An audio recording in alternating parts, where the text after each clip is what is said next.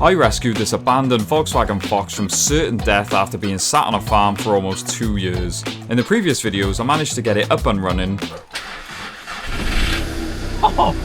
like a glove. well enough to drive back to my unit, fix a few mechanical issues and fix the weird heating issue.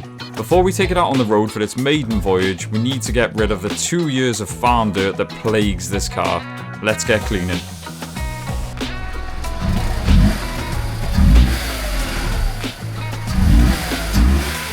This video has once again been brought to you thanks to Scott at Phoenix Detailing. I mean, literally, I've kicked him out of his wash, but he's actually washing a car outside here so I can pull the Fox in. Now, I'm not a detailer, Scott is. Scott's not doing it, I am. So before the internet says, oh, you shouldn't be doing it like this, he's given me some tips. We're going to start with the engine bay, weirdly enough, and then work our way around and get some of this grot off and hopefully make it semi-presentable. So what I asked Scott was, if you had a customer that brought you a car like this, what would be your plan of attack for a very basic wash? And the first thing he said, excitedly, as we pop the bonnet, is to get an airline and blow all of this shrubbery just here, get all these little bits, because it does get absolutely everywhere. And basically, I'm just going to bag all this up and we're going to get some G101, some general sort of cleaner to agitate all of this and then give it a gentle wash down. Moving on to the exterior then, and again, doing sort of a pre-wash just to try and get all of the physical gritty bits, if that makes sense. Get all of that off so you've got more of a smooth surface to work with, so you're not just scrubbing debris and putting even more scratches into this poor thing. Lol. So that is basic, and then we'll actually do a physical contact wash. But I don't know about you, but I'm very curious to see, God, that's gonna wash off like. And then once that's done, yeah, just all the finishing touches then, and then hopefully she'll look like a car again. Now, incredibly, Scott has given me full permission to make a mess, in his words, so this is going to be real satisfying. Whoa. So what I'm doing here is using compressed air to blow out the leaves and any of the dust or general debris from the engine bay. Compressed air is really handy because it gets into the places your hands simply can't reach, particularly behind the scuttle panel and within the grooves of the engine and so on. This can take a bit of time because a lot of the grit just gets flung around the engine bay, but it's pretty satisfying, so I don't really mind. Scott then mentioned it's worth blowing around the windscreen seal, which was a good shout. I wouldn't have thought of that. Fair play to him, he puts up with a lot from me. Next up was pre-soaking the wheels with some aggressive wheel cleaner and giving it time to sink in and do its thing. Then it's on to the general pre-soak or pre-wash, I guess, which is less aggressive than the wheel formula but helps moisten up the baked on dirt so it comes off the paint easier and causes less damage to the lacquer. We soaked the whole car in this stuff generously and vigorously. We even did under the bonnet. You can see the dirt starting to run off already. We then sprayed the engine bay itself and the surrounding areas, then sprayed inside the door shuts. These areas are often forgotten. Then, like I said, we just continue to drench the car in the all-purpose cleaner. So that's the 101 or the sort of all-purpose cleaner settling in now. And because we started with the engine, this should be good to rinse off now. And with my permission, I've asked him to do this, because I think it's going to look quite dramatic. I know a lot of people advise against directly washing your engine bay. Scott kind of did too, but I thought it'd be quicker and more dramatic for the video. So thanks again, Scott. Scott then air blew the engine bay dry. Look how clean it looks already. Now it's on to the juicy part. Let's get the jet wash out. You can see the water cutting through the dirt as it passes. The pre-soak should have really helped with this, and man was it satisfying.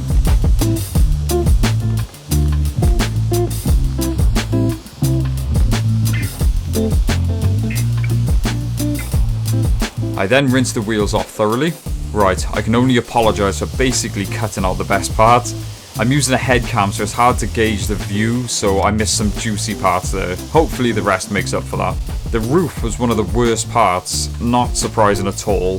This actually took a few passes to get all the crud off, but again, so worth it.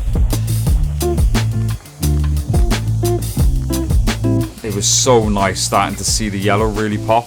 Is it me, or does this car really pull off the yellow well?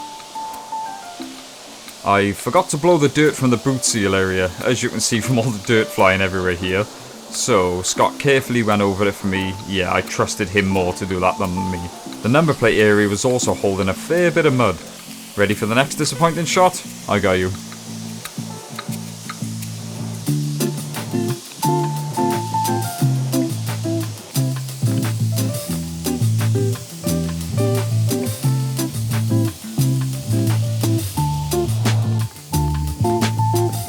Look at that. Next up is everyone's favourite step, snow foam.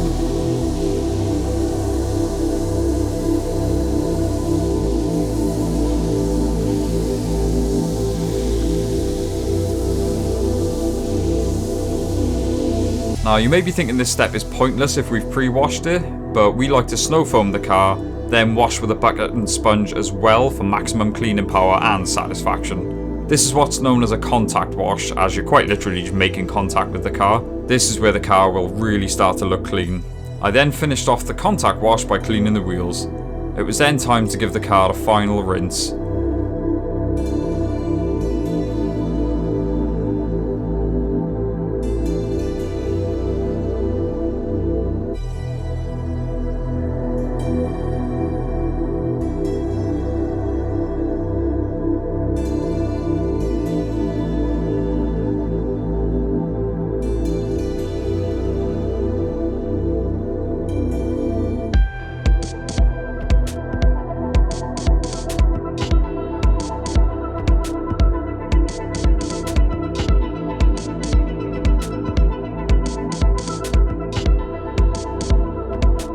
That's the exterior all nice and shiny for now. Speaking of the exterior, very exciting piece here. We've got 4 brand new Uniroyal Rain Sport 5s.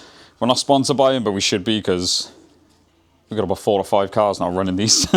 They are just a really good all-year-round tyre, and obviously for this car, we need it to go through all weathers. So jumping inside, you should be able to see just the bits of mould that have built up. And one of my personal favourites, that's when you know something's been sat. I don't know if the camera's going to pick that up. That is a cobweb. And I'm sure I saw a spider web somewhere. I'm going to say cobweb, not spider web, just so I panic less. And forewarn you, if I scream, it's probably because I see a spider. But we've got things everywhere. So this is what we're dealing with. And probably one of the worst parts, which I did show previously. Look at that, genuine mould on the steering wheel. So, first step, once again, I'm not a detailer, Scott's not with us at the moment. I'm just going to do a basic hoover first, and I've got one of those cool drill attachments to rough everything up. Then hoover again, and then it's on to wet vacuum, which Scott actually donated the wet vac as well. I do owe a lot to Scott, fair play to him. And then it's just getting onto all the plastics, getting all the cobwebs, and I was going to say getting it smell nice, but Mel left about 3,000 air fresheners, so I don't know what she's trying to cover. But either way, Mel, it smells really nice in here, I've got to be fair. And even with it being sat for, you know, it's been sat for a few days now even with us, and it still smells nice, so let's get stuck in. When it comes to the interior, I always start by removing everything loose, i.e. car mats, rubbish, usually car parts in my case, so you have a good base to start. And when it's a new to you car, you often find some gems like this jack and this Auto Glim interior shampoo. Nice. Then it's on to the initial vacuum, getting rid of all the loose dirt inside. This car had all sorts in the carpets, crumbs, cobwebs, dog hair, the lot. You definitely need to dig deeper. This is where this thing comes in. This is a brush drill attachment. It literally clips into an impact driver sort of style drill, then creates a very satisfying, albeit messy, way to agitate the dirt. These drill bits can be bought very cheap too. What I like to do is wet the carpet with the interior cleaner, then use the drill to not only agitate the dirt, but get the cleaner deep into the fibres. Let's take the mouldy passenger seat for example. A good spray of the cleaner, then a few passes with the drill and it's night and day. And you have the peace of mind knowing you're actually cleaning the mould away. This is also a good technique if you don't have access to a wet vac. The drill bit is also really good on plastic surfaces too. I use this technique to clean the rest of the rear interior, then simply used an interior cleaner to wipe the side panels down. Then did the same to the front seats and carpets, and it's a good job I had the drill bit, as I noticed the hose on my wetback was split, so that was out of the question. I almost forgot about the boot. The boot really didn't seem too dirty considering, so I used the same technique with the cleaner and the drill bit. This I was looking forward to, cleaning the mould off the steering wheel. You are constantly touching the steering wheel, so to me it's vital to keep this clean. I then moved on to the interior cubby holes, cup holders, and of course the dashboard. One part that often gets forgotten about is the A-pillar. It's surprising how much dirt got up there, although I think that's more mould than anything. The passenger door was a pretty satisfying part too. More mould removal with good old scrubbing. For now, I'm going to call the interior finished, but I did want to do one more thing that's been bugging me, the passenger headlight. Over time, plastic headlight covers fade thanks to UV rays and the elements in general. I want to show how quickly you can get rid of this. There are many techniques and this is a very temporary fix, but look how easy it is with some pretty decent results. This is simply what's known as polishing.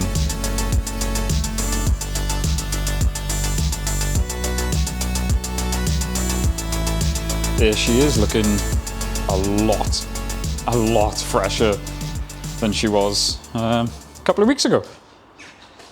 Like we said, me and Scott said, is she perfect? Of course not. It's done like 170 odd thousand miles, so I think she presents well. Definitely got some battle scars, but I mean, look at it. It's yellow again. And I've said there's a difference in like a damaged car to a dirty car. So at least now it's just a damaged car and not a dirty car. I am falling more and more in love with this thing. And what I'm going to do now is actually tax it and drive it home. But the way... Got a bit of a blob in there. The way the videos are, you've probably already seen me drive it, so, but this, for me now, is going to be the nerve-wracking time. But I just want to say a massive shout-out once again. I always say Scott, Phoenix Detailing. He's such a genuine guy, and he's too nice to me sometimes. Like I said, he stopped what he was doing, moved the car out because he knew I wanted to clean this. And I said to him, it's fine, like I don't want you to stop what you're doing. And he couldn't wait to get involved with this just to help out. So do me a favour, and if any of your detailing needs, give him a shout. He really takes pride in what he does, and like I said, as a person, he is awesome. And for me, that's what I like to invest in when I'm buying a product, is the person, because you know your investment is going to the right person. Then the next video on this probably will be like the first big drive, providing it doesn't overheat, providing it doesn't leak, providing all of this stuff. So thank you once again for the positivity towards the Fox. I love it. It's just a fun little project in there. So, yeah, thank you so much for watching, guys. Don't forget to like, comment, subscribe. We will see you in the next one, and pray for no booms.